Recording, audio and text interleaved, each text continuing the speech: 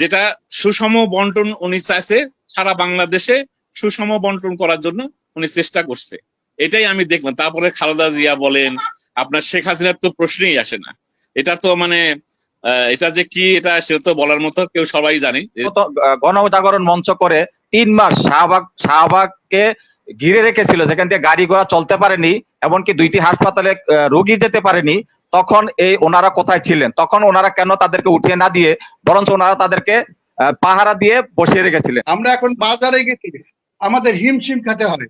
আপনি বিশ্বাস করেন, গতকালকে আমি শশা কিনতে পারি নাই, আমি মরিচ কিনতে গিয়েছিলাম, কাঁচা মরিচ কিনতে, আমার হিমশিম খাইছি। সমালোচনাই করি যে আমার কথা হচ্ছে যে কোটার ব্যাপারে, কোটা যে আন্দোলন হচ্ছে এটা যুক্তিক আন্দোলন, এখানে কোনো সন্দেহ নেই।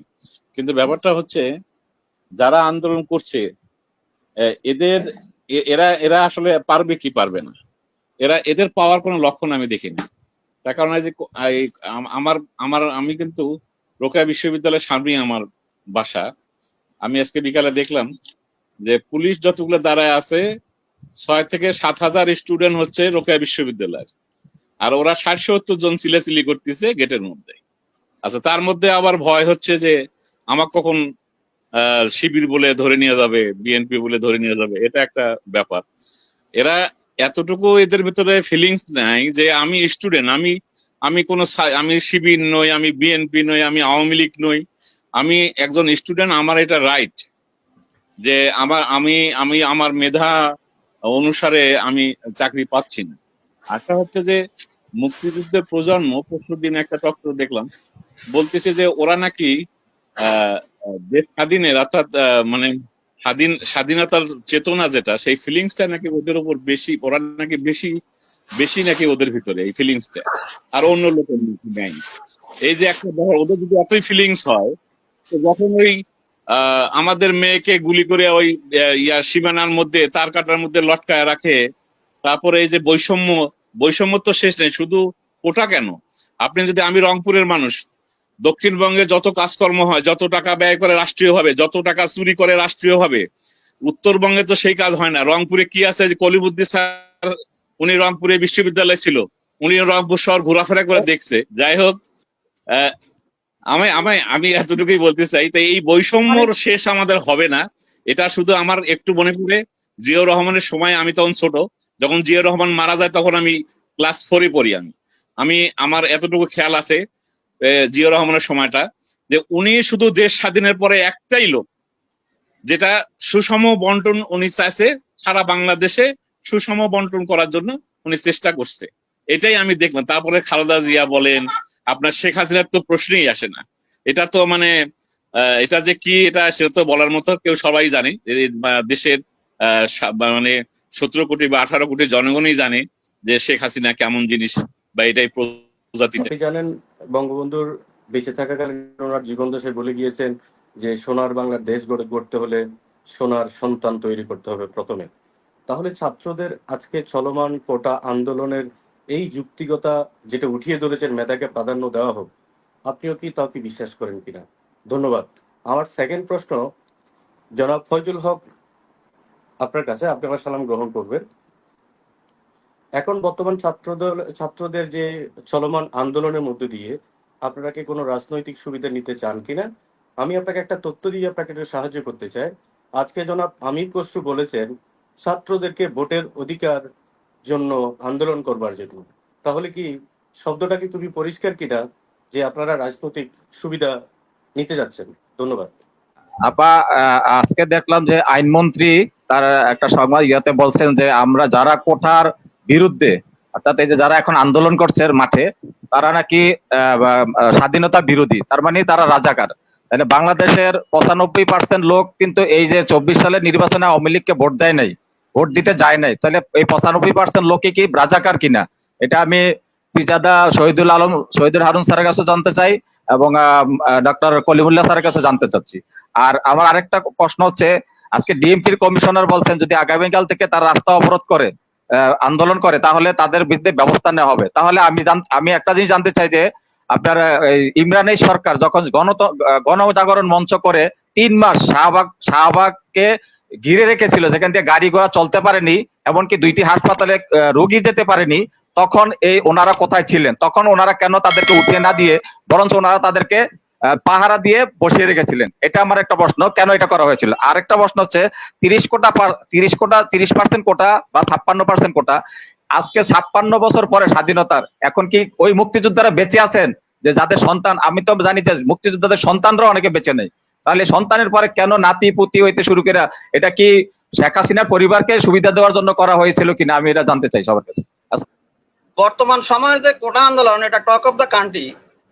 2018 সালে যদি শেখ হাসিনা মাননীয় প্রধানমন্ত্রী যদি আলোচনা করে সমাধান করতেন, তাহলে এখন এরকম আন্দোলন সৃষ্টি হতো না। এখন এই আন্দোলন আওয়ামী লীগের সৃষ্টি করেছে। এর কারণ হচ্ছে 18 সালে নূরদের মতো নেতা সৃষ্টি হয়েছে জামাত বিএনপির বিকল্প হিসাবে, কিন্তু নূরকে ওনাদের সাথে নিতে পারেন নাই। বর্তমান সময়ে আওয়ামী লীগ পরিকল্পনা করেছিল যে বিএনপি জামাতের বিকল্প হিসাবে নেতৃত্ব সৃষ্টি করবে, কিন্তু এখন হিতে বিপরীত হয়ে গেছে। কারণ ওনাদের ভিশন ছিল 2041 সাল। এখন যে কোটা, এই কোটা তো মুক্তিযোদ্ধাদের এখন তো সংখ্যা নির্ধারণ করা হয় নাই। এর কারণে ওনার উদ্দেশ্য হচ্ছে বাপের কোটায় ছেলে খাবে, ছেলের কোটায় নাতি, নাতির কোটায় পুতি খাবে, উপর থাকবে জাতি। ওই কারণে ফ্রি স্টাইল দুর্নীতি লাইসেন্স দিয়েছেন, সব কর্মকর্তা এখন ফ্রি স্টাইল দুর্নীতি করতেছে। ধন্যবাদ আপনাদের সবাইকে। এই বাংলাদেশের সাম্প্রতিককালে যে ঘটনাগুলো হচ্ছে, এবং আপনারা যারা বিজ্ঞ মানুষ আছেন বাংলাদেশের, আমরা যাদেরকে শ্রদ্ধা করি এবং আমরা যাদেরকে অনুসরণ করি, সেই সমস্ত লোককে আপনারা বিভিন্ন ফোরামে, বিভিন্ন টক শোতে নিয়ে আসেন, আমরা তাদের কথা শুনে অনুপ্রাণিত হই। কিন্তু দুঃখের বিষয়, একটা বিষয় যে বাংলাদেশ সৃষ্টি হওয়ার পর আজ অবধি আমরা এই যে বিশৃঙ্খলার মধ্যে আমরা চলতেছি। আমি যখন ক্লাস 8-এ পড়ি তখন স্বাধীনতা যুদ্ধ হলো, আর সেই যুদ্ধ থেকে আমি পাকিস্তানের বিরুদ্ধে যে স্কুলগুলো, বিভিন্ন স্কুলে স্লোগান হলো, সেখান থেকে আজ এই পর্যন্ত যে বয়স হয়েছে, এই বয়সে আমি বাংলাদেশের যে সৃষ্টি এবং আজকের বর্তমানকে, আজকে ধরেন আপনার 12 তারিখে এই 2024 পর্যন্ত যে ঘটনাবলীগুলো হয়েছে, পৃথিবীর আর কোন দেশের মধ্যে এরকম হয়নি। প্রত্যেকটা জাতি তার দেশকে উন্নয়নের জন্য সকলে মিলে চেষ্টা করে যে এই দেশটাকে উন্নতির দিকে নিয়ে যায়। বিশ্ব দরবারে আমরা মাথা উঁচু করে দাঁড়াই। আমরা বিশ্ব দরবারে কিভাবে এখন মাথা উঁচু করে দাঁড়াচ্ছি? আমাদের ব্যাংক লুট হচ্ছে, আমাদের রিজার্ভ চুরি হচ্ছে, আমাদের ছাত্রদের অধিকার থেকে বঞ্চিত হচ্ছে, কোটা আন্দোলন। তারপরে আর একটা বিষয় হলো সবচেয়ে দুঃখজনক, যেটা স্বাধীনতার যুদ্ধের পরে আমরা জাতিটাকে দ্বিভাগে বিভক্ত করে ফেলছি। কি হলো? একদিকে কেউ বলে স্বাধীনতার পক্ষে, আবার বলে বিপক্ষে। এখানে কলিমুল্লাহ স্যার আছেন এবং আমাদের সচিব মহোদয় আছেন। ওনারা ফয়জুল্লাহ সাহেব তো অনেক বাচ্চা মানুষ আমাদের কাছে বয়সের কারণে, এনারা স্বাধীনতা যুদ্ধ দেখছেন। আপনারা বলেন তো ভালো করে যে কত পার্সেন্ট লোক স্বাধীনতার বিপক্ষে ছিল, কত পার্সেন্ট লোক বিপক্ষে ছিল? আমি আমার এলাকায় মাত্র হাতে গোনা 20-25 জন 30 জন লোক একটা উপজেলার মধ্যে এই আপনার রাজাকার পেয়েছি, আমি দেখেছি। আর আজকে সেটাকে নিয়ে তুলনা করে দেশটাকে দ্বিখণ্ডিত করেছে, দুইটা মতবাদের মধ্যে নিয়ে আসছে। আপনাদের কাছে আকুল অনুরোধ থাকলো, দেশটাকে বিশেষ করে বুদ্ধিজীবী যারা আছেন, শিক্ষাবিদ আছেন, আপনারা একবার করে চেষ্টা করুন, একবার করে চিন্তা করুন দুই পক্ষকে। আমি বলি না যে আওয়ামী লীগ, বিএনপি, জামাত বা অমুক, জাসদ, অমুক সবাইকে নিয়ে আপনারা একটা ফোরাম করার চেষ্টা করেন যে দেশটা কিভাবে উন্নতির দিকে যায়। আর ভালো লাগে না, আমি একজন রিটায়ার্ড পার্সন। আমার ওই যে স্যার আছেন এডিশনাল সেক্রেটারি হারুন স্যার, উনিও একজন রিটায়ার্ড পার্সন। আমরা এখন বাজারে গেছি, আমাদের হিমশিম খেতে হয়। আপনি বিশ্বাস করেন, গতকালকে আমি শশা কিনতে পারি নাই, আমি মরিচ কিনতে গিয়েছিলাম, কাঁচা মরিচ কিনতে, আমার হিমশিম খাইছি। এর মধ্যে ছাত্র আপনার এই রাস্তাঘাট, অমুক সমুক, জলাবদ্ধতা ইত্যাদি ইত্যাদি বিতৃষ্ণা এসে গেছে। এদিকে আপনার তিস্তা ব্যারেজ, আমি তিস্তা পাড়ের ওই অঞ্চলের মানুষ, কুড়িগ্রাম ডিস্ট্রিক্টের মানুষ।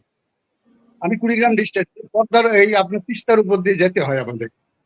তিস্তা রেখে দেন, আপনারা একটা করেন তো। আমরা দুইটা অপরচুনিটি পেয়েছি জাতি হিসাবে, একটা হলো ভারত আর একটা চীন। এই দুটো দেশ আমাদের তিস্তা ক্রস করতে চায়, তাহলে একটা দ্বিমত কেন? আমি আপনারা বলেন প্রধানমন্ত্রীকে, আমার যারা রাষ্ট্র পরিচালনা করছে তাদেরকে, যে আপনারা একটা ওপেন একটা করে দেন, যে জনমত গড়ে তোলেন, আপনার গণভোটের ব্যবস্থা করেন, যে কাকে দিতে, এই জাতি কাকে দিতে চায় এই ব্রিজটা ব্যারেজটা করার জন্য, সেখানে মতামত নিয়ে করেন। না করে আপনারা আপনাদের মতন করে বিভিন্ন ধরনের বিভিন্ন কথা বলতেছেন। আমার সত্যি দুঃখ লাগে, আমরা মরে যাব, আমাদের সন্তানদের কি হবে? আমার দুটো সন্তান, আপনাদেরও সন্তান আছে, হয়তো আপনারা ভালো জায়গায় আছেন, বিদেশে পাঠাচ্ছেন, অমুক পাঠাচ্ছেন, আমরা পাচ্ছি না। কত পার্সেন্ট লোক তাদের দেশে সন্তানকে বিদেশে পাঠাচ্ছে? আমরা কত পার্সেন্ট লোক আমরা এই দেশে পড়ে পড়ে মরতেছি?